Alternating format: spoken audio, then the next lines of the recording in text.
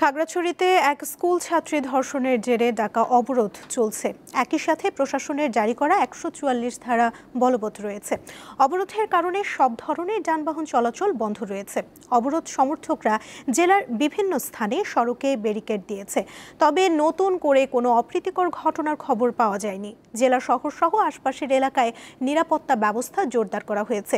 সেনাবাহিনী টহলের পাশাপাশি ৭ platoon BGB মোতায়েন রয়েছে। জেলা প্রশাসক ABM ইফতেখারুল ইসলাম খন্দকার জানিয়েছেন, পরিস্থিতি উন্নতি না হওয়া পর্যন্ত খাগড়াছড়ি পৌরসভা, সদর উপজেলা ও গুইমারায় ১৪৪ ধারা বলবৎ থাকবে। রবিবার সকাল গুইমারার রামসু বাজার এলাকায় সড়ক অবরোধ সরাতে গেলে সেনা সদস্যদের লক্ষ্য করে ইটপাটকেল নিক্ষেপ করা হয়।